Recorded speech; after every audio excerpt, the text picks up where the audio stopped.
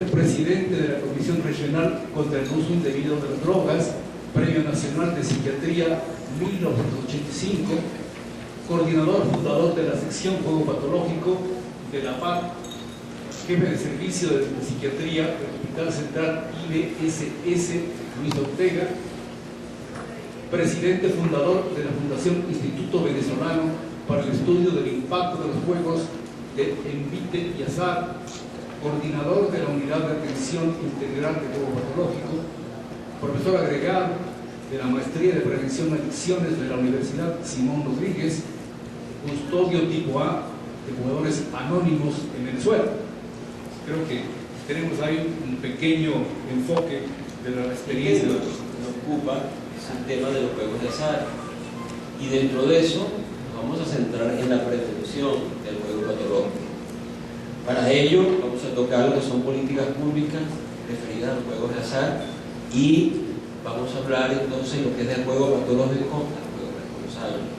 Es importante este tema en Ecuador, por cuanto, como vamos a ver, hay una prohibición a través de un referéndum en el cual se cierran desde abril de este año todas las salas de juego que existían en el país.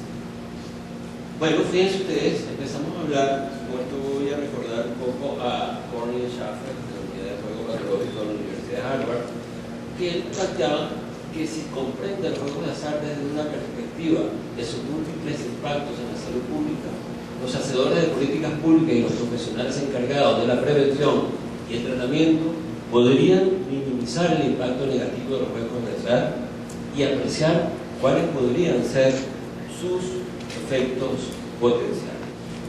Y fíjense, los juegos de azar son antiguos como la propia humanidad. Aquí vemos un ánfora en el cual 450 años antes de Cristo vemos a Ajax y Aquiles haciendo un alto en el asedio a Troya, jugando una partida de dados. Si bien es cierto que esto es así a lo largo de la historia, ha habido épocas en las cuales los juegos han sido reprimidos, perseguidos, y con épocas donde los juegos han sido tolerados, aceptados, entre otras cosas. Fíjense en un estudio de Pittman, y fíjense cómo eran los juegos de azar en la antigüedad. Casi todas las culturas tenían alguna forma de juegos de azar. Incluso en América Latina tenemos los aztecas, mayas y los incas. Fíjense cómo es la situación actual. Casi no existe una cultura donde no se practique alguna forma de juego de azar. Y cuando esto le agregamos la posibilidad de jugar a distancia, la situación se complica. Hoy en día, en lugar, bueno, ya no necesitamos ir a un sitio para apostar o para participar en un juego de casino. Lo podemos hacer desde nuestras computadoras, de nuestras tabletas y también desde nuestros teléfonos celulares, aumentando con ello el riesgo de esta actividad ilícita. Y fíjense, lo que es importante es que desde los años 70 comienza nuevamente una época de tolerancia, de aceptación, de legalización de los juegos de azar, relacionados con la necesidad de nuestros estados de conseguir recursos para su funcionamiento. Y entonces aparecen los juegos de azar como una forma donde a través de sus impuestos se puede contribuir de esta manera con las arcas de nuestros estados. Lo que es importante es que ya a partir del siglo XXI entonces los juegos de azar forman parte de nuestra cultura. De hecho, toda una generación de niños, adolescentes, familias y comunidades ya han crecido bajo un clima de juego legalizado, muchas veces estimulado incluso por nuestras autoridades locales, estadales y nacionales. Mientras los juegos de azar, como decíamos, en su variedad de formas pueden beneficiar al Estado a través del impuesto generado, también los hechos sugieren toda una serie de consecuencias que pueden resultar para adultos, familias, comunidades, si los problemas asociados con el juego, entre otros el juego patológico o la presentación de crimen organizado, entre otras cosas, no son efectivamente identificados y regulados, como vamos a ver. Lo que sí es que los juegos de azar son un fenómeno bien complejo y son la interacción resultante de una serie de factores de tipo psicológico, sociales, culturales, económicos, espirituales, jurídicos, tecnológicos, hasta críticos de control, supervisión, que implica, pues, obviamente, el manejo por un equipo multidisciplinario para utilizar las estrategias adecuadas, bien sea educativas, bien sea preventivas, bien sea de control, bien sea de supervisión, fiscales y represivas cuando son necesarias, con el fin de aprovechar al máximo los recursos que aporta a través de los impuestos que deben ir a bien social, educación, salud, cultura y entre otros, y para atenuar el impacto negativo que puedan tener en nuestras poblaciones. ¿Y por qué jugamos? Hay muchas razones por las cuales participamos en juegos de azar.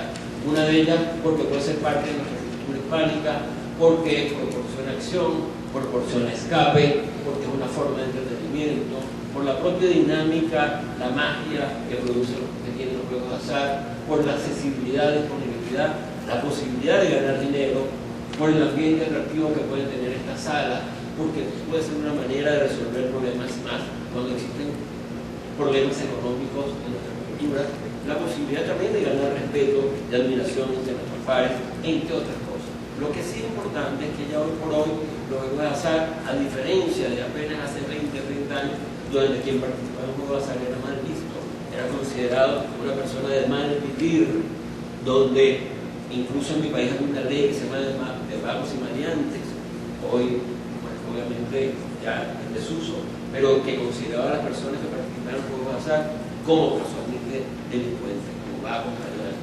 Y lo que sí es importante entonces es que ya los juegos de azar se han convertido en parte importante de nuestra cultura contemporánea, comparable como a ir al teatro, al cine, a una actividad deportiva o musical, y la gran mayoría de la población que juega lo hace de una manera social, recreativa. Sin embargo, para un porcentaje, para un grupo de jugadores, esta situación se sale del cauce, produciendo una serie de problemas que vamos a ir definiendo a continuación.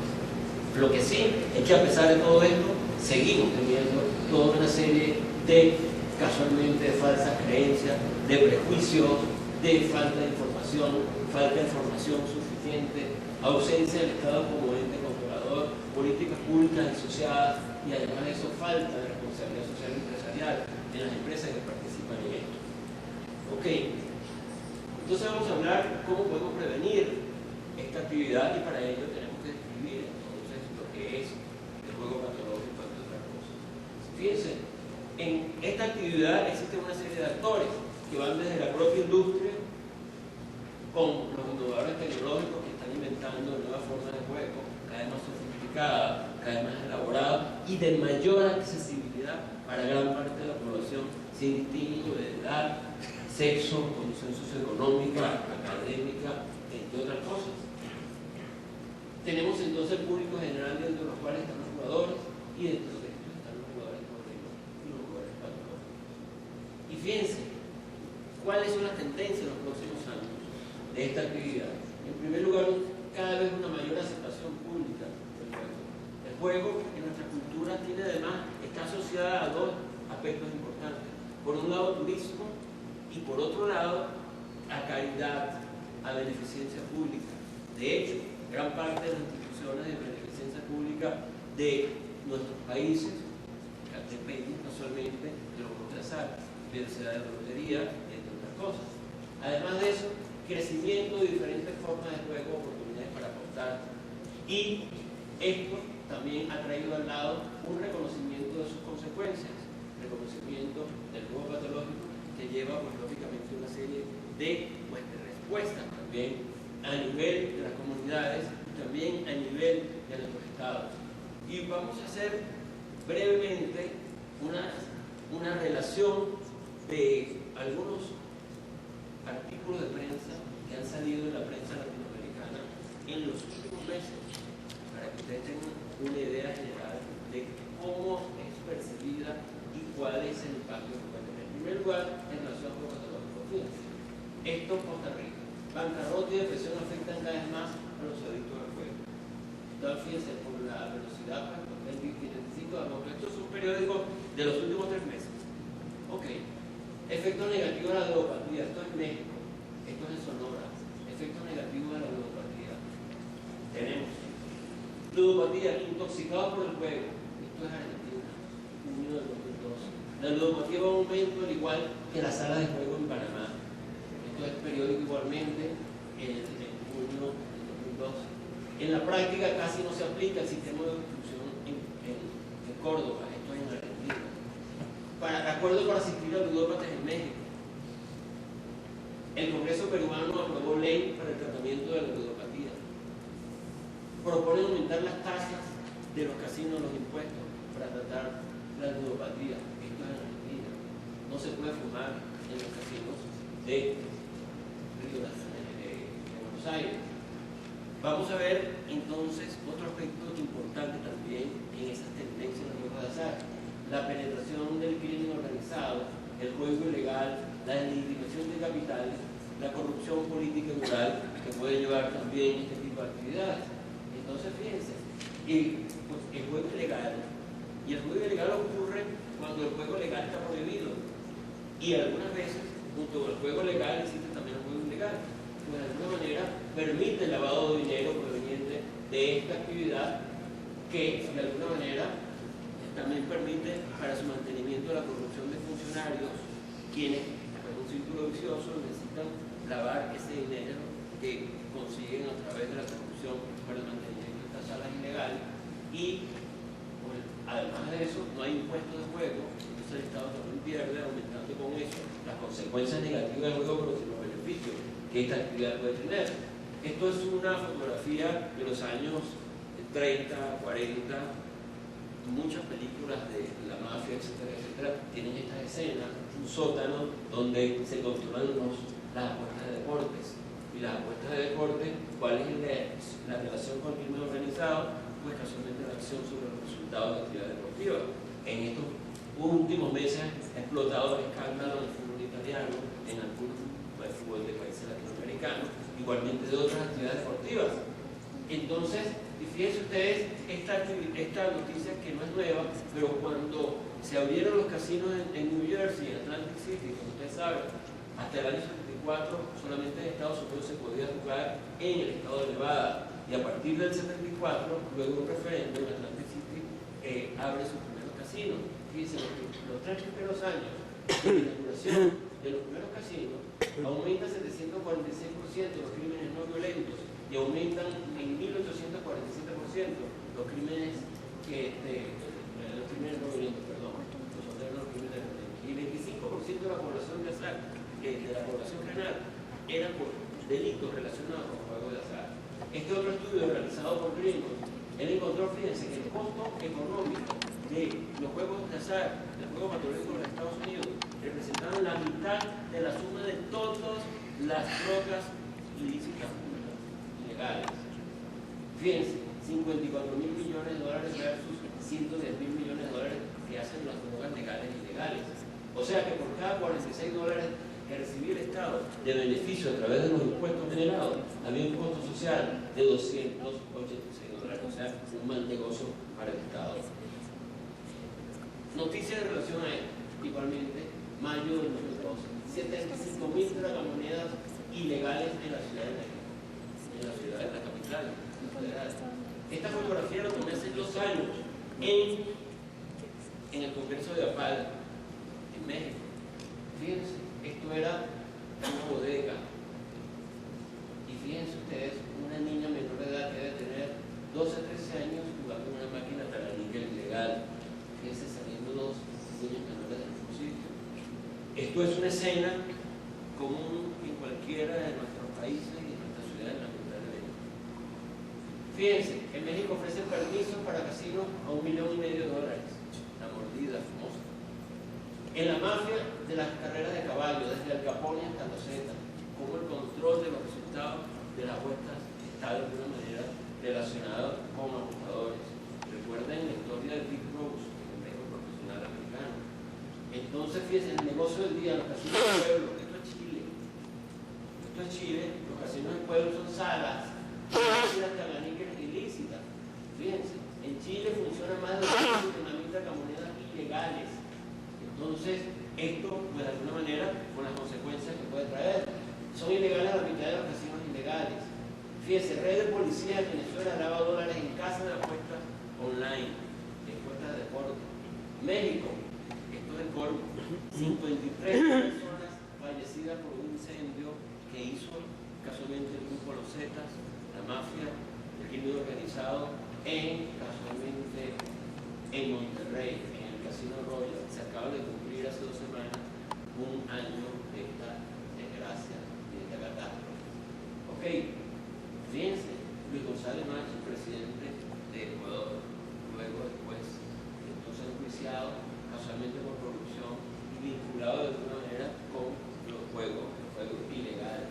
Fíjense el escándalo igualmente durante el gobierno de Lula da Silva, su relación con el juego ilegal que se llama el juego de bicho. O sea, él y varios miembros de su gabinete recibieron dinero para financiar la campaña de este juego ilegal que se llama el juego de bicho. Y fíjense que si bien esto hace años, hace poco, el 28 de mayo, hay un escándalo porque Lula pues, trata de hacer un convenio para que este juicio o esta investigación se mantenga, se suspenda, se paralice. Entonces, por otro lado, ¿qué consecuencias trae eso en la comunidad, en los mismos estados? Obviamente empieza una matriz de opinión negativa y esta matriz de opinión negativa empieza a presionar a sus dirigentes y de alguna manera empieza a hacer eco y fíjense ustedes el resultado. Actualmente, abril del 2012, la industria del juego en la mira. Esto es en Argentina. O sea, vamos a ver qué está pasando, vamos a ver realmente los impuestos, porque lamentablemente en América Latina los impuestos son muy bajos en relación a lo que se cobra, por ejemplo, los impuestos en Europa. E igualmente en Europa hay que pagar entradas, ¿cierto? Hay una serie de controles que no ocurren en nuestros países. Legisladores no cuentan con todos los juegos de azar. Entonces, en Santa Fe, Argentina, la FIP pide informes sobre la facturación de las tragamonedas. Esto, fíjense que todos son en los últimos meses. Mariotto convoca el debate sobre la rentabilidad del juego. Es así como ustedes lo dicen. Realmente hay problema. Ustedes están ganando una cantidad de dinero y no aportan nada al fisco de las comunidades. O lo que deberían estar haciendo. Proyecto para limitar la publicidad de casinos en Río de Janeiro. Condena a la Lotería de Canadá a pagar peajes por causar ludopatía. En 10 días, casinos estatales comenzarán a cobrar entrada. Y esa entrada va a ser un impuesto que va a ir, pues obviamente, con un fin casualmente de bien público. Esto es en Mendoza, Argentina. En Venezuela, la Corte Suprema ordena al gobierno ponerle lupa a las loterías. Aprobaron impuestos a casinos, centros de llamada de apuestas, esto en Costa Rica, que es uno de los centros mayores del mundo de apuestas de deportes en línea. ¿Okay? Igualmente, destruyen casi 1 millón de máquinas de monedas ilegales, esto es en Perú. Y por un lado destruyen y por otro lado aparece mucho más. 3 casinos clausurados, 20 empleados detenidos en México. La justicia multó al casino de Mendoza por vender entradas a menores. 3 casinos, bueno, se lo dijimos, Senado paraguayo aprobó penas de cárcel para el juego clandestino. Venezuela prorroga la prohibición para importar máquinas tragamonedas. Prohíbe medios electrónicos de pago en salas de juego en Neuquén. Prohibición de máquinas para cambiar dinero, o sea, cajeros automáticos dentro de la sala de juego, entre otras cosas. Piden estatización progresiva de los ricos en Buenos Aires, o sea que el gobierno de alguna manera los estatice. El futuro de Monterrey firma contra los casinos y una situación de Ecuador. Casino de Ecuador no va más. Hubo un referéndum, como ustedes saben, el año pasado, y a partir de el 1 de abril se prohibió toda actividad de casinos y de bingos. Sin embargo, la referencia que yo tengo es casualmente que sigue siendo pues ilegal. Obviamente. Último casino cierra en Ecuador tras el referéndum que lo prohibió el 15 de marzo del 2012. ¿Ok? Bueno, ¿por qué esta preocupación? ¿Por qué esta actividad genera tanta controversia? Genera tanta angustia en nosotros los especialistas. Vamos a empezar a ver por qué. Primero tenemos que decir que las personas que participan en juegos de azar, la mayoría juegan de una manera social recreacional. El 95%, o sea, el 10% de la población en general no juega, nunca ha jugado ni jugará. Y ese 90% que queda, el 95% juega de una manera recreativa. Algunos de una manera ocasional, otros claro periodo circunscrito a su vida, bien por circunstancias como vacaciones, un viaje en un crucero en un casino, o ir a un sitio donde hay casinos, o bien consecuencia de una enfermedad, como por ejemplo un trastorno afectivo bipolar, en ese caso sería el juego sintomático, o como consecuencia de una medicación, o por ejemplo tratamiento de la enfermedad de Parkinson. Y dentro de eso tenemos entonces el Mirapex, entre otros. Y tenemos los que ya juegan de una manera regular, habitual.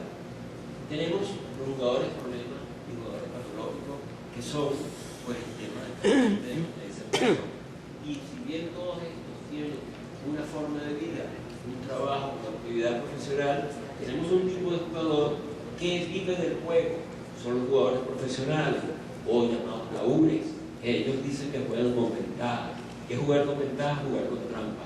Generalmente los jugadores profesionales están asociados a un trastorno de personalidad, antisocial o sociopático. Sin embargo, aunque entre los criterios del DSM-4-TR el criterio de exclusión es una enfermedad bipolar o también un trastorno de personalidad, vemos que hay jugadores profesionales que, además de ser jugadores profesionales, son también ludópatas. Lo que ganan con trampa lo pierden luego por su enfermedad. Ok, lo que es importante es que entre un 3,5 y 5% de la población adulta tiene serios problemas con su manera de jugar, y entre 1 a 3% de la población en distintos estudios de prevalencia en distintas partes del mundo presentan juego patológico. Y por cada persona que presenta o que tiene problemas con su manera de jugar, se van a ver afectados entre 5 a 10 personas relacionadas con el jugador. Además, la incidencia de juego problema, el juego patológico, va a ser mayor en las regiones donde hay mayor oferta, donde hay mayor oportunidad para jugar, ya sea juegos legales o juegos ilegales. Además de esto, es una adicción silenciosa. A diferencia de las adicciones de sustancias, que dan síntomas, que tienen una presentación muchas veces fácilmente reconocible, conductas, forma de conversar, de hablar, de vestirse, descuido, disfuncionalidad, entre otras cosas. Los jugadores patológicos, primero, son una extensión de una conducta normalmente aceptada, o sea, es egosintónico, y por lo tanto, cuando da manifestaciones tarde, son personas como cualquiera de las que nos encontramos aquí sentados. Por eso la llamamos una adicción silenciosa o una adicción enmascarada. Los jugadores son funcionales, no hay deterioro cognitivo, y eso tiene esto es importante a la hora incluso del diseño de estrategias terapéuticas para estos pacientes. Hoy llamamos juego patológico, ludopatía, adicción al juego, juego federativo o juego compulsivo a una persona que tiene un trastorno caracterizado por una preocupación excesiva y persistente por el juego. Eso significa que desde que amanece hasta que duerme durante el sueño está saltado por pensamientos, ideas, fantasías, imágenes relacionadas con los juegos de azar, o bien en conseguir dinero para jugar o para el pago de deudas. Además, hay una alteración, hay una distorsión de los pensamientos relacionados con el ganar, negación, omnipotencia, pensamientos mágicos, cábalas, además alteración entre discriminación entre lo ganado y lo perdido, entre la ley básica de probabilidad, entre otras cosas. Además de una pérdida de control, tanto para resistirse al impulso para participar en la actividad de juego, con el cual puede haber o no una lucha con ese impulso, o para detener la actividad una vez que esta actividad se inicia. Y además hay una persistencia en la conducta a pesar de las múltiples consecuencias adversas que puede tener para los sujetos. Junto con el juego problema es lo que nosotros llamamos juego descontrolado, moderado, desordenado. El juego problema es el equivalente al abuso de sustancias. ¿Okay? Es una enfermedad entonces que tiene una serie de características. Primero, es una enfermedad progresiva, una enfermedad crónica, que en nosotros los hombres generalmente se inicia en la adolescencia, en las mujeres generalmente en la segunda o tercera década de la vida, aunque es mucho más dramático y mucho más corta. Es una enfermedad además recurrente, es una enfermedad diagnosticable, multifactorial, como la mayoría de las enfermedades crónicas. Es una enfermedad incurable, más es una enfermedad controlable, igual que los otros trastornos adictivos a sustancias. O sea, una enfermedad tratable. Esto significa que para que el jugador sea un jugador patológico, primero en una etapa de que no jugó, empezó a jugar por distintas razones: curiosidad, presión de grupo, por aburrimiento, independientemente de la causa, por una serie de factores, comienza a aumentar su dinámica de juego, frecuencia, cantidad de dinero apostado, tiempo de permanencia en la actividad de juego, y en esa progresión pasa entonces al juego problema, hasta que finalmente pasa la línea de no retorno. ¿Y cuál es esa línea de no retorno? Una línea ya donde la línea de atrás no es la que se pasa.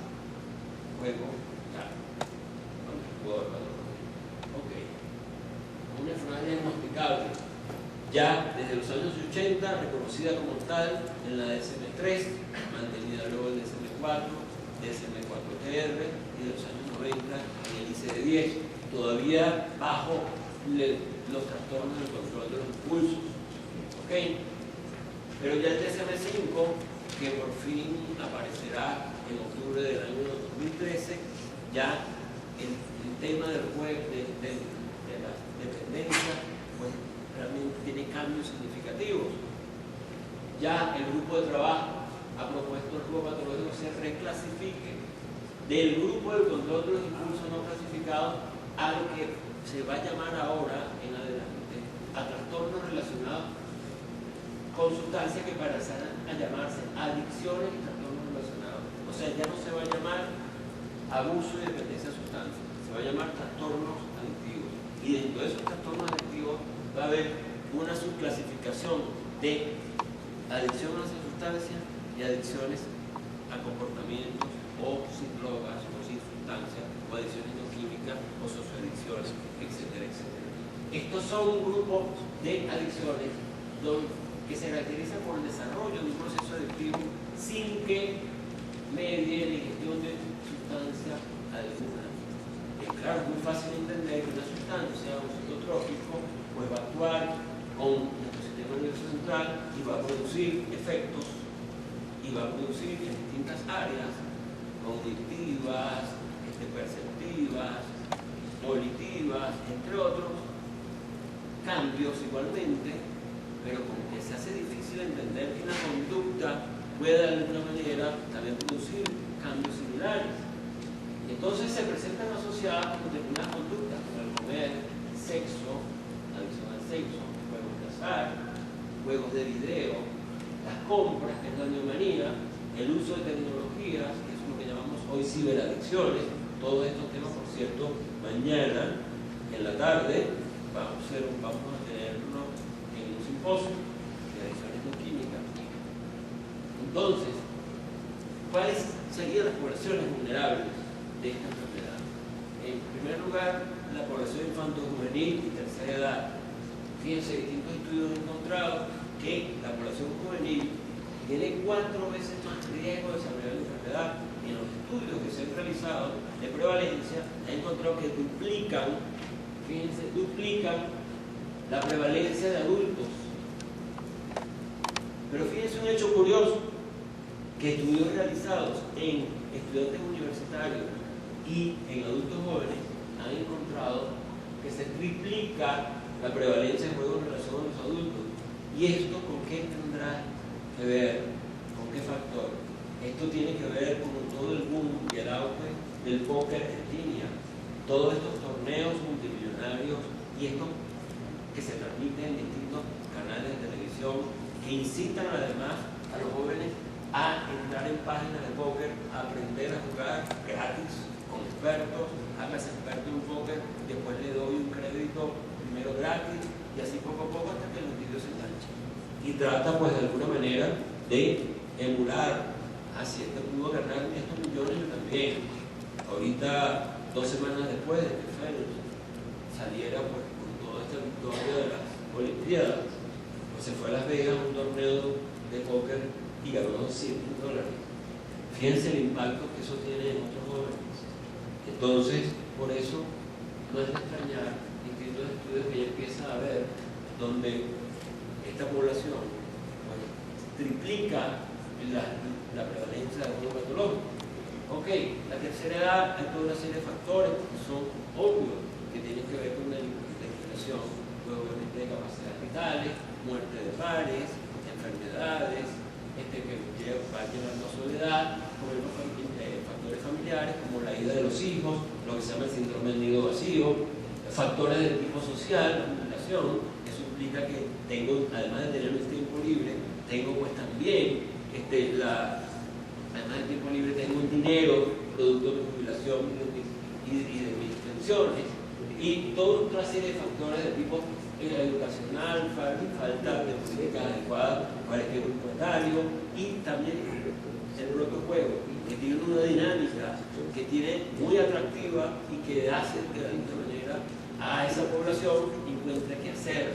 Los bingos se convierten en una especie de clubes donde las personas llenan un formulario, donde se les ofrece distracción, seguridad.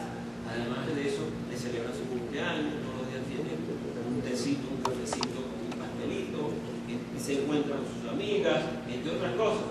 Y lamentablemente algunas de estas personas pues se enganchan en el juego y terminan gastando sus pensiones, casualmente sus jubilaciones en esta actividad género. Tradicionalmente, pues los estudios encontraban que por cada 3 jugadores patológicos hombres había una jugadora patológica mujer. Sin embargo, hoy las mujeres tienen, con los cambios de roles tradicionales, tienen el estilo de vida, tienen el tiempo, el dinero, la independencia, la autonomía, y con eso han aumentado su conexión con los juegos de azar. De tal manera, con los estudios ya de los años 2000 para acá empieza a cambiar esa relación. Como decía, era de 3 a 1, con excepción de los juegos de bingo y de la canasta canícula donde predominan las mujeres. Sin embargo, como decía, la relación se ha ido bajando de tal manera que ya en esta década, ya la relación es de 1 a 1. Y la mujer tiene un factor importante también, genético, que la hace vulnerable al desarrollo de esta enfermedad. Las alteraciones que se han encontrado en estudios de genética molecular, pues de alguna manera tienen que ver con alteraciones en los alelos relacionados con el receptor de dopamina. Me explico, a diferencia de nosotros los hombres, que las alteraciones son con receptores de serotonina. De tal manera que se puede decir por encima que en otros lugares los hombres vamos de una manera más impulsiva y las mujeres de una manera más activa. Ok, pero existen otras poblaciones de riesgo, personas que tienen otras comorbilidades, trastornos de ansiedad, trastornos afectivos, antecedentes de trastornos de déficit de atención, igualmente trastornos de personalidad, principalmente del clúster B, igualmente las personas que trabajan en la industria de los juegos de azar. Fíjense los estudios que se han realizado y realmente altamente significativos de esa comportación normal y algunas etnias o culturas. Dentro de eso, el lejano oriente, chinos, japoneses, etcétera, etcétera, el cercano oriente, tanto musulmanes como judíos, y también la cuenca del Mediterráneo, portugueses, españoles, italianos, griegos. Entonces, igualmente, personas de bajos estatus socioeconómicos. ¿Por qué entonces nuestra preocupación? Vamos a ver el impacto que producen los juegos de azar en nuestra vida. A nivel personal, presentan una serie de enfermedades relacionadas con el estrés, elevados índices de trastornos móviles psiquiátricos, incluyendo otras conductas impulsivas, otros trastornos también adictivos. Y fíjense ustedes que los pacientes jugadores generalmente no consultan por juego patológico. Generalmente consultan casualmente por esto, por ansiedad, por depresión, etc. Y no hablan de juego. De allí la importancia de nosotros preguntar cuando hacemos la anamnesis sobre sus patrones de juego. Háganlo y verán la sorpresa que se van a llevar. Igualmente el suicidio. Fíjense ustedes, estudios han encontrado que en fase de desesperación y crisis, los jugadores presentan 85% de pensamientos relacionados con la muerte. La mitad incluso van más allá, ya han pensado en una forma de matar, sino que es más grave, entre 15 y 19% de los jugadores patológicos se suicidan. El nivel familiar interpersonal, rechazo, abandono, separación, divorcio, desintegración familiar, hijos más vulnerables a desarrollar la enfermedad, igualmente suicidios familiares, abuso físico y emocional. A nivel incluso académico y laboral, obvio que es la abandono de los estudios, disminución del rendimiento académico, estudiantil, laboral, baja productividad, uso distorsionado, abuso del tiempo libre, robos, hurtos, pérdidas de trabajo. Desde el punto de vista financiero, tenemos uso de los recursos básicos, pago de casa, alimentación, educación de los hijos, etcétera, etcétera, para apostar por el pago de las deudas, endeudamiento, préstamos con usureros, casas de empeño, sobregiros, abuso de tarjetas de crédito, que llevan entonces a la pérdida del crédito, pérdida de los ahorros y lamentablemente a la quiebra. Fíjense, a diferencia de los trastornos adictivos por sustancias, donde el individuo termina solo, generalmente expulsado de la familia, termina en la calle como un mendigo, generalmente el jugador cuando se lleva toda la familia, se lleva toda casualmente la situación financiera familiar, etc. y deja la ruina de la familia. Y tenemos desde el punto de vista legal delitos de cuello blanco, cheques sin fondo, embargos, falsificación, fraude, evasión de impuestos, hurto, venta de bienes robados, otras cosas. Pero estos pacientes no piensan que están delincuentes, piensan que están tomando prestado, que toman el dinero para jugar y que cuando ganan lo van a devolver, no se va a dar cuenta. Lamentablemente viene una auditoría, una investigación, y es ahí cuando aparecen las ideas suicidas y se terminan suicidando jugadores patológicos. Ok. La conducta criminal, pues obviamente el juego patológico induce a la conducta criminal. En la fase de desesperación y crisis, además de la ideación suicida, es un marcado aumento de actividades ilegales, como estoy diciendo. Es una enfermedad multifactorial, significa que existe una vulnerabilidad, y esa vulnerabilidad, la discusión anterior está dada por la interacción de una serie de factores con los cuales nacemos, factores de tipo neurobiológico, genético, constitucional, en interacción con una serie de factores que vamos desarrollando a lo largo de la vida, factores familiares, psicodinámicos, socioculturales, económicos, espirituales, y sobre esa vulnerabilidad vamos a actuar una serie de factores actuales, factores encadenantes, como estoy diciendo, presión de grupo, movimiento, nuevas formas de entretenimiento, moda, consumismo, y también otra serie de factores perpetuantes, conflictos laborales, problemas personales que hacen de que el juego sea una forma de escape y de alguna manera una forma rápida de pasar un switch y desconectarme de mi realidad y de los problemas. Entonces, actuando sobre esa vulnerabilidad, entonces va a producirse o bien un juego social, recreativo, juego sintomático, juego problema, juego patológico. Lo que sí es importante es un trastorno que refleja la cultura. Esto es mucho más complicado. Estoy pasándolo, lógicamente, por cuestión de tiempo, de una manera muy sistemática, pero nosotros damos conferencias solamente con la parte de, casualmente, de la etiología del juego patológico. Y podemos aquí dar conferencias de neurobiología y genética del juego patológico, pero lamentablemente el tiempo. Lo que sí es que fíjense ustedes, a nivel muy por encima, a nivel genético, distintos estudios que he realizado en familias genealógicos y de género, uno de ellos, fíjense, compararon 70 jugadores de ambos sexos con 129 individuos de control que jugaban. Fíjense los resultados: 20% de antecedentes de primer grado en los jugadores y 14% de familiares de segundo grado que eran también jugadores, lo que sumó un 34%, y fíjense en el grupo de control apenas 3.9%, altamente significativo. Tenemos igualmente el estudio de Eisen, que es famoso, de 3.359 pares de negros, algunos de ellos incluso educados y criados en familias separadas, adoptados por familias diferentes. Fíjense, encontró que donde había un jugador patológico, el 65% de sus hermanos gemelos también eran jugador patológico. Desde el punto de vista, ya se han descrito neurobiológico 4 circuitos que están relacionados con acción en general y juego patológico en particular. La primera de ellas tiene que ver, lógicamente, con el circuito de recompensa, el núcleo de cumbre y área temporal ventral. Igualmente, lo que tiene que ver con memoria de aprendizaje, que es la memoria emocional relacionada con la amígdala del hipocampo, y esto es importante en el mantenimiento de la enfermedad. Si bien es cierto que para el inicio de la enfermedad, pues,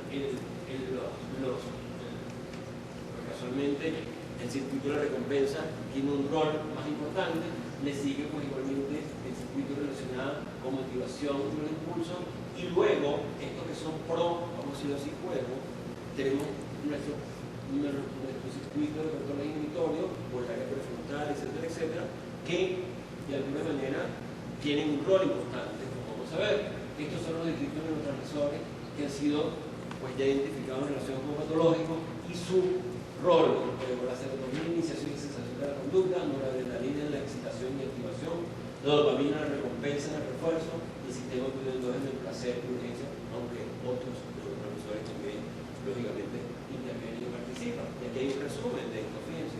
Esto es una persona no adicta, una persona senonética funcional. Simplemente esta persona sabe cuándo parar, tiene su semáforo bien claro. Va a una fiesta, se está tomando unos tragos, mañana tengo un examen o tengo una reunión, ya paro de tomar, o sea, aparece la luz amarilla, alerta, o tengo que ayudar a mi familia, estoy manejando, aparece la luz amarilla, luz roja, no tomo más. Igualmente estoy jugando, estoy pasando un momento agradable, ya es suficiente, viene la luz roja y paro de vuelta. Fíjense por qué, porque los distintos circuitos están normales y los mecanismos de control igualmente. ¿Qué ocurre en un cuerpo patológico? Resulta que todos los mecanismos promueven están mezclados, las experiencias, pues la sensibilización que ha habido ya en los receptores de dopamina, de la zona de recompensa, que producen todo ese proceso de neuroadaptación, etcétera, etcétera, pues hacen que la persona es como el acelerador, hace el juego. Pero lamentablemente los mecanismos de control, la luz roja no funciona. Entonces cuando aparece la luz roja, no, en un momento, no, vamos a seguir, o simplemente ni siquiera es percibida. De tal manera que estos individuos andan permanentes en lugar de con las consecuencias. Esto es una simplicidad de algo que es muy complejo, pero que le permite a ustedes entender lo que está ocurriendo a nivel, pues, en el campo de este tipo de trastornos. Porque igualmente existen toda una serie de factores de tipo social, a nivel individual, relación con la actividad de juego y comprobación de figuras de identidad vinculada al juego, consumo habitual de drogas legales y la prueba ilícita, poca valoración de la constancia del trabajo, tendencia al riesgo, pensamiento más impotente, necesidad de aprobación de aceptación, baja tolerancia a la frustración, necesidad de gratificación inmediata, otros trastornos como ansiedad, depresión, etc. Y esto es importante, la alexithymia, que es muy común en adultos en general, esa incapacidad para expresar los sentimientos de una manera adecuada y a través del verbo. Y estas personas lo expresan a través de acciones, a través del acting out, entre otras cosas. Y esa mentalidad sanosa. Igualmente, a nivel familiar, tenemos otra serie de factores, disciplina inadecuada, pérdida de los padres hasta los 15 años de edad, tenemos igualmente comisión de actividad de juego durante la infancia y la adolescencia, etcétera, etcétera. A nivel social, ni hablar, la cantidad de factores, incitación a juego a través de comunicación social, el desempleo, el económico, el juego como una vía para alcanzar prosperidad y resolución de problemas, la carencia de espacios recreativos culturales y falta de políticas adecuadas para el uso adecuado del tiempo libre, la moda, el consumismo, el vacío legal por la falta de una normativa legal que permita la reglamentación de los juegos de azar de una manera adecuada y eficiente, y lo que es importante en nuestra cultura, la existencia de nuevos valores en nuestra sociedad. Hemos pasado, a los países latinoamericanos, en relativamente corto tiempo, uno más rápido, otro más lento, pero de unas sociedades tradicionales basadas en vínculos primarios, donde todos nos conocíamos, de donde los valores, donde el prestigio estaba basado en valores éticos morales tradicionales, el nombre, el honor, la palabra, etcétera, etcétera, y violentamente pasamos a una sociedad altamente competitiva, donde los vínculos son secundarios y donde ya el prestigio se basa en lo que yo enseño, en lo que yo muestro, en lo que yo tengo, donde entonces lo que es importante es el fin y no los medios para conseguirlo, produciéndose, pues lógicamente, una situación irregular que lo estamos padeciendo en todos nuestros países: agresividad, individualismo, competencia, ostentación, anomia, entre otras cosas. Y por último, el factor importante que es la accesibilidad. La mayor disponibilidad de ofertas de juegos de azar, ya con una serie de investigadores como la Docel, ya obviamente Raquel Walter, de otros, demostraron que se duplica el juego patológico donde hay ofertas de juegos donde no hay. Entonces, ¿qué ocurre? Por eso tradicionalmente los países, nuestros países, para jugar había que ir a zonas lejanas de nuestras poblaciones. En Argentina había que ir a Mar del Plata, en Chile había que ir a Viña del Mar, en Argentina, en Uruguay había que ir a Punta del Este. Igualmente, en Estados Unidos había que ir a Nevada, en Europa había que ir a Monte Carlo, a Baden-Baden. Muchas veces son centros de veraneo, centros que son costosos, y de alguna manera entonces eso es una especie de filtro a gran parte de la población. ¿Qué pasa cuando el juego viene a nuestras ciudades y viene incluso a nuestras propias comunidades? Pues la situación entonces se hace mucho más compleja por las consecuencias políticamente que estamos observando.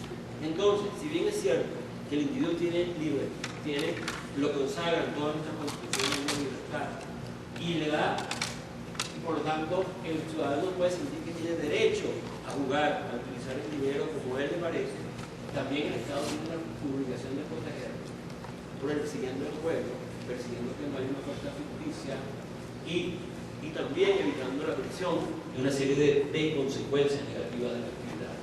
Fíjense, esto es muy por encima, pero desde muchísimos años ha habido, pues lógicamente ya la tendencia al control de la misma. Aristóteles mismo, Carlos Magno, Ricardo Corazón de León, ellos todos establecieron mecanismos de control con los juegos de azar de alguna manera.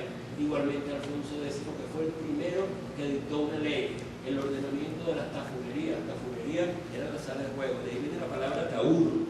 Taur viene de las tafurerías. Hay otra palabra también que es un insulto que viene de los juegos de azar, que es la palabra crápula. Crápula viene de dados, craps, o dice en inglés. Entonces, el jugador de dados es un crápula, y de ahí se quedó como un insulto. Entonces, en nuestro idioma. Igualmente tenemos Carlos I de España, Carlos II, que ya entonces ya intervino en América Latina. En 1610 prohibió a las autoridades españolas de América que tengan tablas de juego, aunque sea con el pretexto de sacar limosnas para hospitales y otras obras de piedad. Cualquier parecido con la realidad actual. Ok, pero fíjense ustedes cómo a lo largo de la historia ha habido tendencia a poner un control de alguna manera. Simón Bolívar igualmente, fíjense. Escándalo que se da en algunos lugares de la República, tolerándose que haya casas, haya juegos prohibidos, quedando impunes, y entonces él hace, fíjense, que si no se remedia este mal puede ocasionar funestos resultados con la deforestación de la costumbre y la ruina de muchos ciudadanos, y en 1827 un decreto en relación a esto. O sea, como ustedes ven, hay, por lógica, una historia en relación a la regulación de esa actividad. Sin embargo, hoy sabemos entonces que es fundamental las leyes que forman parte de políticas públicas. Y esas leyes tienen que partir de tres premisas básicas. Primero, la protección del juego de azar contra la influencia del crimen organizado para garantizar transparencia, pago pues, lógicamente, que no haya influencia sobre los resultados, que se paguen, entre otras cosas, que no se lave dinero, entre otras cosas. Tenemos la maximización de ingresos para el Estado. Que en España se paga 60% de impuestos, de los impuestos locales, municipales, estadales, e impuestos sobre la renta, etc. Suman en total, en esa pirámide, 60%. Aquí pagan 6, 8%, 10, 12% más. Cuando suben, enseguida empiezan a protestar, etcétera, etcétera. La misma empresa que pagan allá 100%, resulta que aquí protestan. ¿Okay? Y además de eso, la protección de la comunidad contra la ludopatía.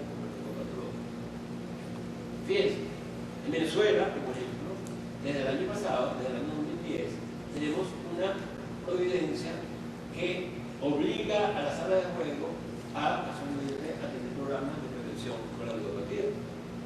Fíjense, una de ellas, informar sobre ludopatía a través de perdones, afiches, calcomanías en las máquinas de calcomanía, mesas de juego, etcétera, etcétera. Pero fíjense algo, tiene que tener un estado de información continua donde hay un individuo capacitado que orienta a los jugadores o a sus familiares acerca de esto y le entrega los típicos adecuados y refiere incluso a centros de tratamiento cuando a lo mejor hay algún tipo de preocupación en este sentido. Además de eso, obliga a las salas de juego que deben hacer un taller mensual a la comunidad con participación de empleados sobre el juego patológico ludopatía, y que además de eso también cada 2 horas se pasan en todas las pantallas microinformativos de 30 segundos relacionados con el juego patológico, entre otras cosas. Pero vamos a ver que esto es la política del iceberg de los programas de casualmente de prevención. Y fíjense que un programa preventivo es diseñar y desarrollar un conjunto de acciones y estrategias con la finalidad de evitar, de disminuir la aparición de un problema relacionado con el juego patológico. Y esto puede ser a nivel específico, que es abordando directamente el tema del juego, a través de talleres, charlas informativas. Entonces, con esto se aclaran términos, conceptos, se informa, hay creencias, valores sobre el tema, y en específica que ya voy al trasfondo, intervenir sobre los factores socioeconómicos y culturales a través del planteamiento de nuevas alternativas sociales, de trabajo, resolución de conflictos, toma de decisiones, uso del tiempo libre, entre otros. Usamos el modelo clásico de prevención primaria para evitar, pues, obviamente, la aparición del problema a través de promoción y fomento de la salud, educación, protección específica en las poblaciones de riesgo. Tenemos la prevención secundaria, que es el diagnóstico precoz y tratamiento inmediato. Muchas veces en la sala de juego se entrega en muchos países para que jugadores que tienen ya señales de juego patológico son intervenidos y casualmente se les orienta para que busquen tratamiento. ¿Okay? Y esto implica completamente la limitación del daño. Y tenemos ya la prevención terciaria, que es la rehabilitación y resocialización de los pacientes ya con jugadores patológicos. Esto implica acciones sobre el individuo vulnerable, por los factores que mencioné antes, sobre el ambiente de la sociedad, sobre los factores familiares, socioculturales, económicos y legales que contribuyen al desarrollo de la enfermedad, y también sobre la disponibilidad, sobre la oferta, sobre el juego. Este es el famoso triángulo epidemiológico de vector, transmisor, etcétera, etcétera, aplicado obviamente a nuestro tema en particular. Fíjense que ya las Naciones Unidas, a través de la OMS, ya está con un trabajo, un papel de trabajo, en el cual establece derechos y deberes que deben tener la población en relación a este tema. Fíjense, todas las personas tienen derecho a una familia, comunidad y vida laboral protegidas de la violencia, delitos contra la propiedad y las consecuencias de los juegos de azar. Todas las personas tienen derecho a información imparcial legítima y a educación sobre las consecuencias del juego, sobre la salud, la familia y la sociedad. Los niños, adolescentes y otros grupos vulnerables tienen derecho a vivir en un ambiente protegido de las consecuencias negativas del juego. Todos los jugadores, por ejemplo, y los miembros de su familia tienen derecho a tratamiento y cuidado. Además, todas las personas que no deseen apostar tienen derecho a mantener una vida, un estilo de vida sin juego. Y todas las personas tienen derecho a participar de un proceso democrático para determinar la posibilidad, la cantidad y el tipo de juegos que puedan funcionar en su comunidad. Y por último, los estados, los gobiernos, tienen el deber de proveer los marcos reguladores y las respuestas de políticas públicas en representación de sus ciudadanos, con el fin de maximizar el disfrute y limitar el daño que puede ocasionar los juegos de azar. ¿Esto cómo lo hacemos? Esto, estrategias generales, una inversión de criterios de esfuerzos, dedicando mayores recursos a la investigación, prevención, educación, control y tratamiento de juegos patológicos. Diseño de una política nacional de juegos de azar. Diseño de un sistema de vigilancia epidemiológica, porque nosotros no sabemos, como esto es parte de nuestra cultura, nosotros no tenemos investigación en América Latina. Entonces, ni siquiera tenemos conciencia acerca del impacto que tiene esta enfermedad. Si bien es una enfermedad muy antigua, pero el reconocimiento como tal, y lo que es más grave, el conocimiento que debemos tener nosotros, profesionales de la salud mental, deja mucho que desear. Entonces, se hace necesario un sistema de vigilancia y para eso se necesita que los miembros de un equipo de salud mental conozcan la enfermedad, la busquen, investiguen nuestros pacientes. Además de esto, estudios de incidencia y prevalencia y diagnóstico de la situación de los problemas de los juegos de azar en nuestros países latinoamericanos. Prohibición de la comunicación de propaganda, promoción de juegos de azar, protección de los grupos vulnerables del daño potencial relacionado con el mismo. Ya hablamos, niños, adolescentes, mujeres, tercera edad, y así como también implementación de programas de atención de jugador patológico en nuestras instituciones públicas y privadas y elaboración e implementación de programas de juego responsable. Vamos a ver qué es esto. y con eso vamos a ir cerrando para la discusión. Fíjense, para ello es importante tocar un punto que se llama responsabilidad social empresarial. ¿Qué es eso? Es la asunción voluntaria por parte de las empresas de responsabilidades derivadas de los efectos de su actividad en las comunidades donde funcionan, así como también sobre el medio ambiente y las condiciones de desarrollo humano. Tiene que haber un equilibrio entre las industrias y la sociedad donde funciona. Claro, esto comenzó con el impacto ambiental y las consecuencias o el impacto que tenían las comunidades casualmente, de los desechos tóxicos, entre otras cosas, pero luego fue llevado a otro tipo de actividades. Entonces, ¿por qué es importante encarar las actividades de la empresa de juegos de azar en un marco de responsabilidad social empresarial? Uno, por toda la demanda social. Esa matriz de opinión que hemos hablado previamente obliga a afrontar a esta industria de las potenciales repercusiones negativas de las actividades que desarrollan las empresas que prestan servicios de juegos de azar. O fíjense ustedes que esto es tan impresionante que en otros países, fíjense, cuando nosotros hablamos de juegos, y ahí empieza la primera gran confusión en nuestro idioma. Nosotros utilizamos la palabra juego para designar desde el juego espontáneo a través del cual el niño desarrolla habilidades, destrezas, motoras, sociales, etc. El juego social, el juego recreativo, el juego educativo, etcétera, etcétera, y dentro de eso los juegos de expresar. Otros idiomas utilizan palabras diferentes. Por ejemplo, para los angloparlantes no es lo mismo play que game que gambling. Cada uno de ellos tiene significados diferentes y lo que es más importante, genera actitudes diferentes frente a lo que igual esa palabra significa. Esto es tan impresionante porque en inglés gambling es una palabra muy fuerte y generalmente produce alerta. Que la propia industria cambió de nombre y se llama commercial gaming, o industria del entretenimiento, o industria para deslastrarse de lo que implica gambling. Sin embargo, nosotros tenemos esa confusión y hace que las personas digan, no, pero juego, eso es normal en el ser humano. Sí, es normal y tiene funciones específicas de juego espontáneo, etcétera, etcétera, juego social, pero lo puedo hacer no. Entonces, por ahí es importante aclarar. Además, la industria del juego tiene la obligación de desarrollar acciones tendientes a la prevención y a la disminución de los efectos nocivos que pueden provocar la participación descontrolada de su actividad. ¿Ok? Ese es el fin justifica los medios. Y como es una empresa comercial, lo que nos interesa es hacer dinero. Y de otra cara la moneda. ¿Okay? Entonces, el juego responsable es un conjunto de acciones y postulados tendientes a mantener el control sobre el juego para que ésta sea una actividad de entretenimiento placentero, evitando que se convierta en un problema social o adicción. En las adicciones tenemos drogas en las cuales no podemos usar responsable. El cigarrillo no puede usar responsable, porque sabemos la alta capacidad adictiva que tiene. Igualmente sobre los opiáceos, por ejemplo. Pero con las bebidas alcohólicas, pues obviamente hablamos de tomar responsablemente, cuando no bebas, etcétera, etcétera. También existen los programas de sexo responsable, por ejemplo.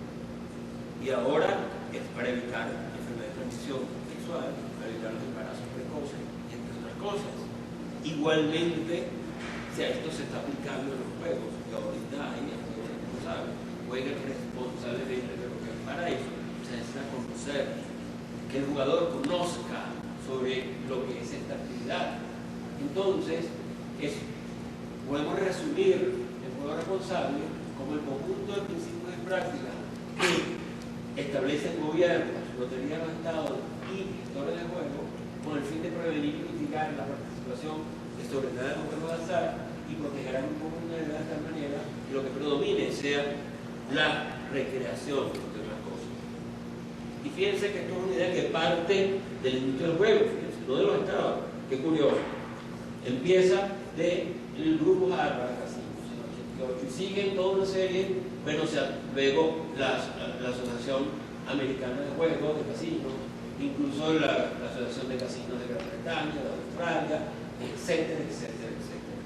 Entonces, pero lo que comienza como un juego, como un primer paso, tenía en aquel entonces un ribete también de preocupación, y que era que en esa época era el famoso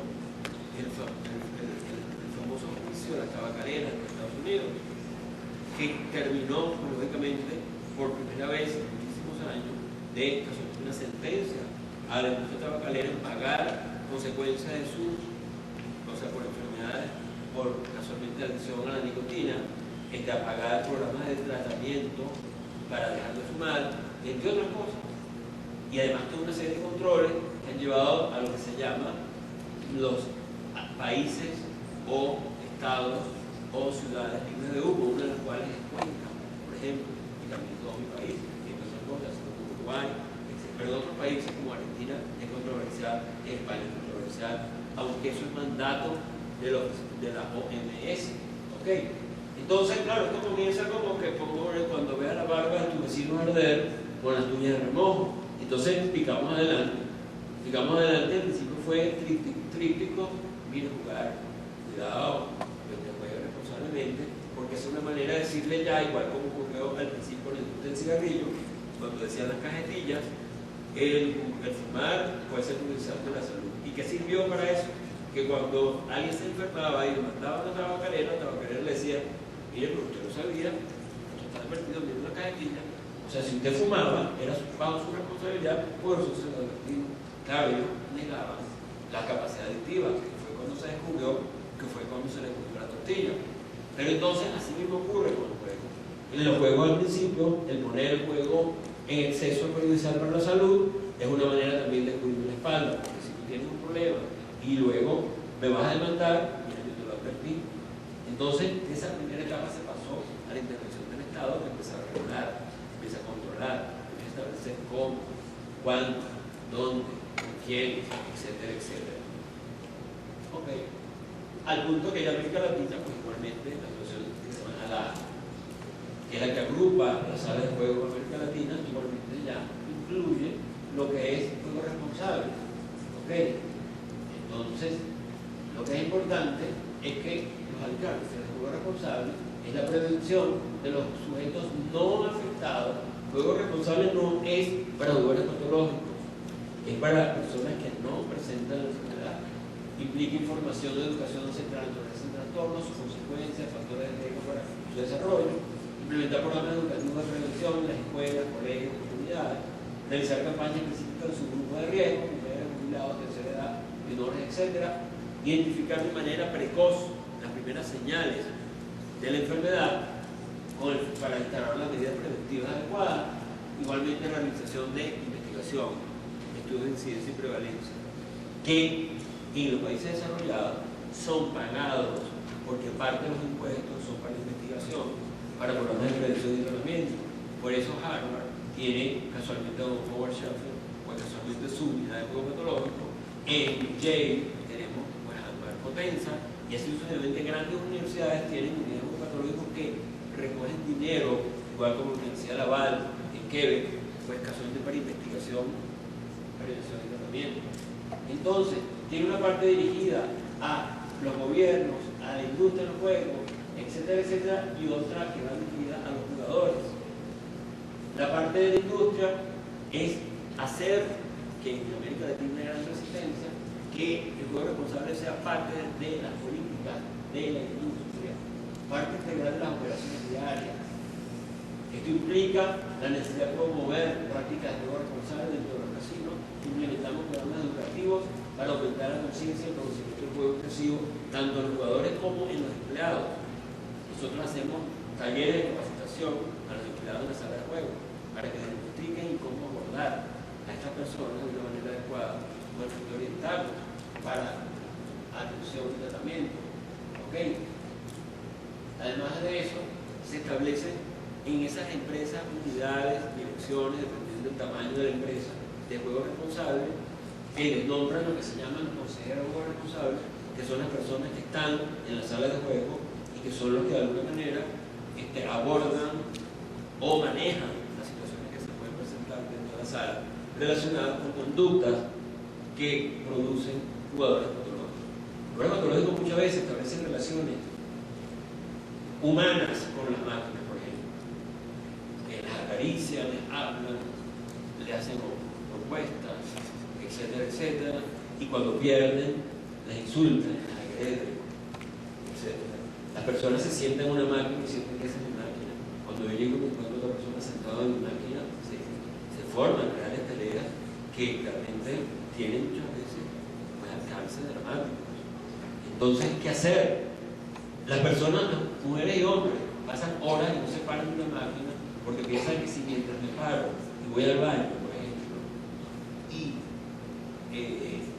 en ese momento alguien se sienta y yo que he estado trabajando en la máquina todo el día y revienta el acumulado, entonces no se paran. Imagínense lo que es el impacto que produce a nivel vesical, globo vesical, infección urinaria y toda una serie de consecuencias de la alimentación y hablar. La lista es internacional. Ok. Los programas dirigidos a los jugadores y familiares. Obviamente promoción a nivel de material por escrito, etcétera, etcétera, charlas constantes, pero eso no se queda ahí. Esto a nivel de salas de juego, pero también escuelas, comunidades. Esto de formar parte ya hoy de los procesos educativos, desde el nivel primaria, así en las materias que tienen que ver con salud, ya se debe de tocar el tema del juego patológico, porque es una realidad con un impacto muy dramático, incluso muy dramático, que la adición de sustancias. Ok, entonces, igualmente, programas dirigidos a tal y tal, como dijimos antes, investigación, y vamos a empezar con el estoque, el estado de arte de los programas de prevención que forman parte de este juego responsable.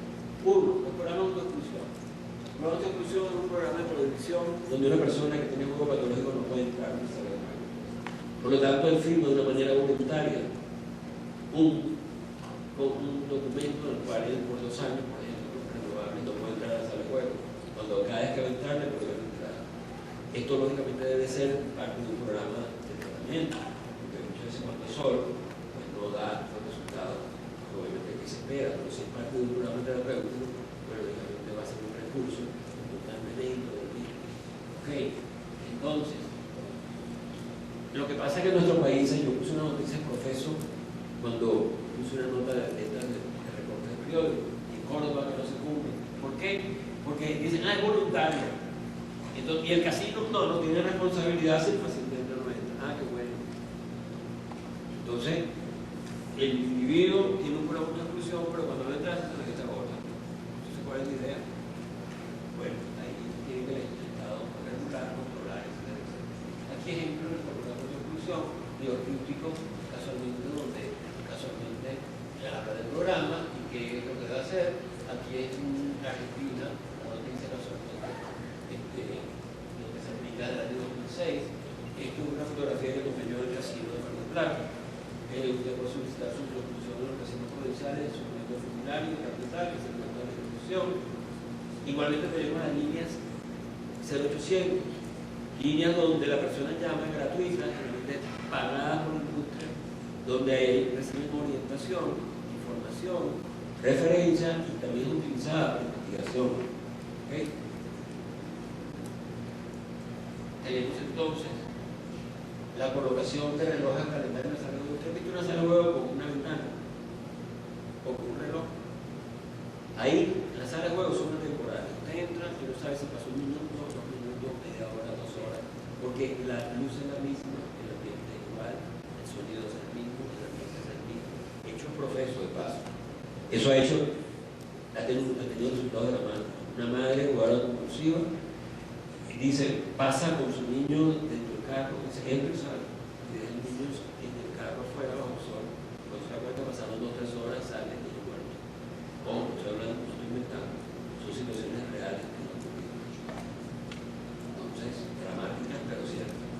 Entonces, es más, hay países donde las máquinas tienen un temporizador. Cuando se para un jugador, se resetea. Cuando un jugador empieza, de tal manera que el jugador sabe cuánto tiempo lleva en la máquina jugando, entre otras cosas. Ok. Obviamente la condición de embarazada, por las razones obvias. el estrés al cual es sometido, la descarga de adrenalina, etcétera, etcétera, y la posibilidad de que ese niño, además, nazca, obviamente ya con una debilidad a la adicción al juego. El horario no debe funcionar 24 horas, debe haber espacios. Además de eso, aumentar la edad. Ayer me quedé alarmado cuando en Chile resulta que hay una propuesta para bajar la edad de entrada a la sala de juego a 15 años, cuando la tendencia es aumentarla. Entonces, aumentar la edad o hacer cumplir la edad legal. Fíjense, ya verán, como hay casinos que supera los 21 años de edad, igualmente ubicar la sala de juego lejos del centro de la ciudad, así como también a una distancia prudencial en nuestro país de 200 metros de salas de escuelas, instituciones educativas, instituciones de salud, iglesias, entre otras cosas. Además, con todos los servicios de bebidas y en áreas de juego. O sea, los casinos le dan gratis el alcohol, no sé qué maravilla. La gente es buena, piensa en sus jugadores. No, obviamente, ¿por qué le da alcohol gratis? Además, se la trae a la mesa para que el niño no se pare de la mesa de juego. ¿Por qué? Con la máquina. Porque sabemos que donde actúa la bebida alcohólica, entre otras en la zona prefrontal, y que produce casualmente uno de los afectos es sobre nuestro mecanismo de control. Entonces, a un jugador que le empieza a dar bebida alcohólica se le hace más difícil parar, decir, hasta aquí. Igualmente cuando le traigo la comida, no necesita pararse, porque el jugador se para y el camino que va al baño, o el camino que va a comer, o a tomarse un trago, en ese momento me recapacita, ¿qué estoy haciendo? Estoy perdido, me voy. No, eso no se puede hacer. Entonces le dan la comida, le dan el alcohol, etcétera, en la sala de juego, tienen que estar separados. ¿Okay? Igualmente, como decimos antes, el control de las máquinas dispensadoras de dinero, de las cajas, los cajeros automáticos, no debe estar para que la persona no juegue con dinero que no tiene, ni juegue con tarjeta de crédito, sino que lleve más el país en quiebre. Hay que llevar dinero efectivo. Lo único que pueden jugar con travel checks o con dinero práctico son los turistas, los lugares que tienen que ir. Cuando se les pone dinero, se paga o se va. ¿Okay? Joyetería, obviamente educación, formación, referencia y otras cosas. ¿Ok? Piensa que hay ejemplos de algunos de ellos. Estos son grupos ARRA. Conozca cuánto parar antes de empezar.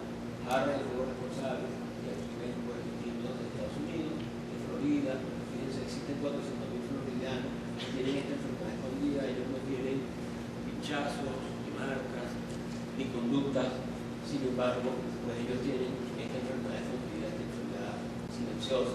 Esto es el juego responsable de ARRA. Conozca cuándo parar, en relación a los menores de edad. Fíjense, ustedes tener 21 años para entrar a una sala de juego de grupo ARRA, y ahora vamos a subir a 25. ¿Okay? Igualmente, este es de Puerto Rico, el Ministerio de Hacienda, con su programa de juego, el programa Podemos, que ya lamentablemente ya no existe. Esto el concilio de Texas, esto actualmente Florida. Esta foto la tomé yo en el casino Caesar Palace de Las Vegas. Fíjense, esto es una caja.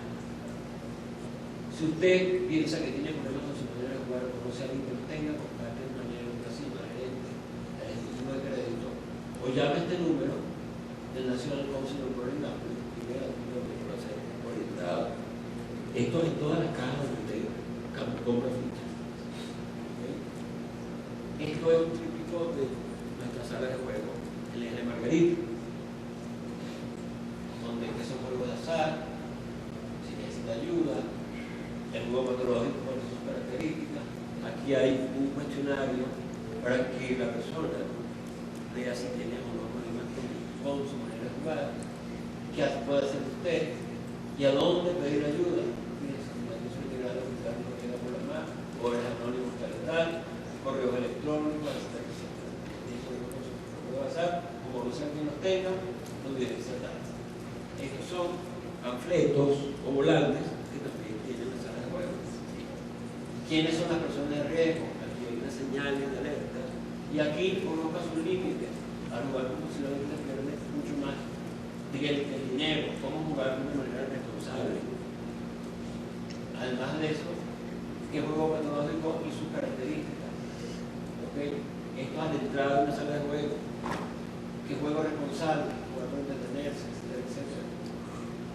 Igual banners, igual carteles. Este es el proyecto 21 que vamos a dar. Y estas son las 10 reglas de oro que nosotros utilizamos para las personas para no involucrarse en el juego. Planifique su presupuesto. Juegue solo una cantidad de dinero que se pueda permitir perder. Decida de antemano si lo que es cuánto desea gastar durante su sesión y cuando pierde, párese y váyase. Fíjese un objetivo predeterminado para su ganancia. Guárdese algo y apueste solo con la cantidad restante. Cuando esté ganando, aumente su apuesta solo de forma gradual. No juegue cuando esté cansado. Juegue solo en la mesa que estén dentro de sus posibilidades económicas. Mantenga su expectativa en un nivel razonable. Tras 5 veces seguía perdiendo, cámbiese de 4 meses. Pase lo mismo y deje jugar mientras uno vaya bien. Si tiene sospecha que tiene un problema, va a quitar la ayuda. Igualmente, fíjese un tiempo. Usted va a 2 horas, pasaron 2 horas, párese y se va. Ver el juego, además no jugar solo, juegue acompañado. Esa es una primera señal. Cuando el jugador ya empieza a evitar jugar con familiares y con amigos, siente que lo controlan, no quiere que vean cuánto pierde o cuánto apuesta, entonces empieza a jugar. Y eso es una señal de alerta. Cuando deja de ir a actividades, vamos a la playa, vamos a pasear, vamos a visitar a la lorna, vamos a... No, que tengo que hacer tal cosa, que no se va a jugar. ¿Okay?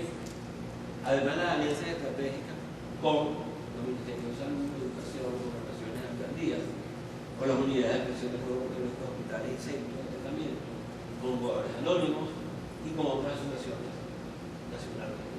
Y bueno, igualmente a donde referir. Conclusiones. El juego patológico es todo considerado por la gente de salud pública. Es una enfermedad multifactorial, agresiva, recurrente y crónica, con una alta prevalencia, estimada entre 1 hasta 3% de la población adulta, con una elevada comorbilidad psiquiátrica y con graves repercusiones en todo el funcionamiento del individuo, a nivel personal, psicológico, familiar, social, incluso de tipo económico y local. Por lo tanto, debe haber un equilibrio entre los factores, regulación y autorregulación para generar y mantener confianza pública, evitar escándalos y contribuir al beneficio social, hacer una actividad relativamente atractiva, regulación y control del juego, problemas, etcétera, etcétera. Entonces, si bien es cierto que el juego es un tema emergente en el ámbito de salud pública basado en la epidemiología, los costos sociales y la repercusión sobre la calidad de vida. El juego representa una oportunidad para desarrollar intervenciones innovadoras de la perspectiva de salud pública, basadas en la prevención, reducción del daño y promoción del juego responsable.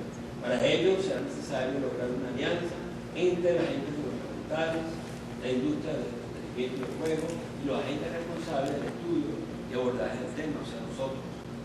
No podemos seguir ciegos ante un problema que cada vez más es evidente. El juego responsable debe ir al lado o de la mano o legal. Por lo tanto, decidir jugar o no jugar es una decisión de la cual cada individuo es libre y responsable, pero una decisión que está basada en el conocimiento del tema y de sus consecuencias. Muchísimas gracias. Está mi correo y mi página de Twitter, que será mencionada como acciones comportamentales, juego, ciberagresión, etc.